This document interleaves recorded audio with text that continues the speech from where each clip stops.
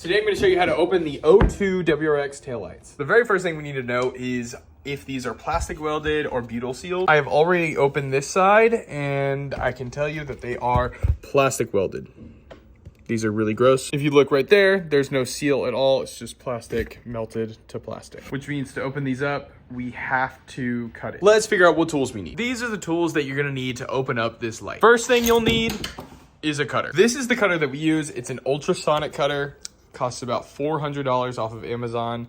It provides the thinnest cut that we can get. A thin cut is really good because whenever you plastic weld it back, you still have basically all of the same material that you had before, and it seals up a lot better. But if you're just trying to open up your own lights, you really don't need to buy such an expensive tool just to open up a set of taillights. So you can use a Dremel.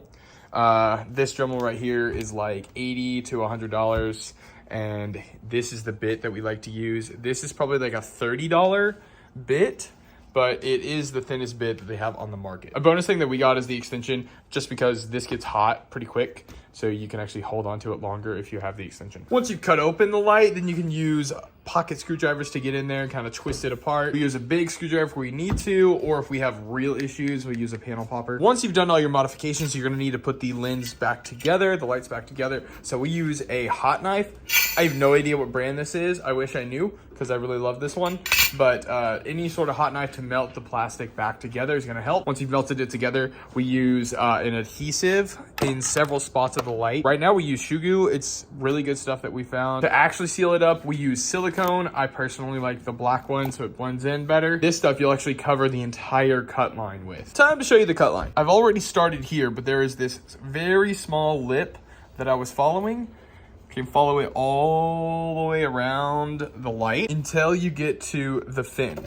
Now, once you get to the fin, you can obviously tell that it's gonna be really hard to go around, but in most cases, you can just go up and around for what you're trying to do.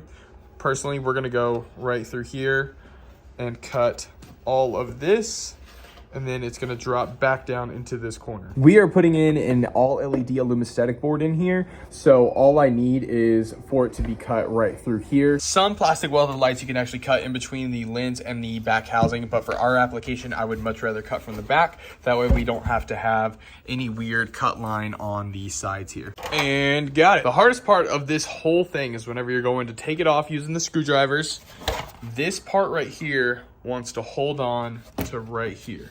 I mean, obviously it's still one piece, so you kind of have to use a screwdriver and a hammer to break it. Before I put the board in, I'm gonna come in and trim all of this up. I'm also gonna trim this back housing quite a bit to make sure that our LED board can actually sit flush. We're gonna install a board that looks something like this. This is actually for a newer model, the 06 model. That is going to take quite a bit of work, so I'm gonna show you how to seal these up using the 06 taillights. Okay, I've done all of our work. Now it's time to put it together. I have already set the back housing on. I pulled my wires through. Now what I need to do is actually get this back housing to sit a little more flush, and then we are going to plastic weld it back together. Okay, now let's go ahead and get this back housing seated back down. I'm gonna go ahead and do several different tack welds in here to hold it all together as I put the rest of the back housing.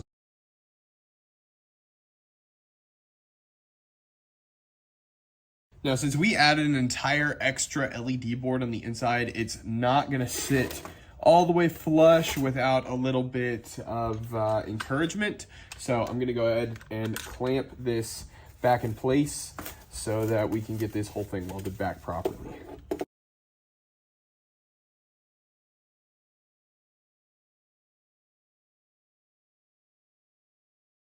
Okay, I've got several tacks in here. I was able to take off the clamp, and obviously it is still holding together. So now what I'm gonna do is weld out the rest of this and all of this as well, and we'll move on to the next step.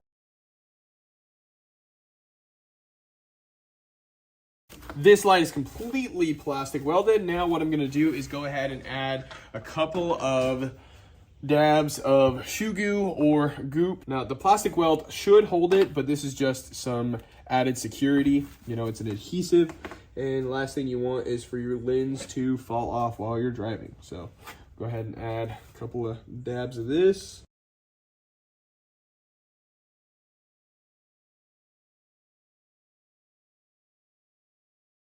All right, next step is to put the silicone on it. This is going to make it completely waterproof.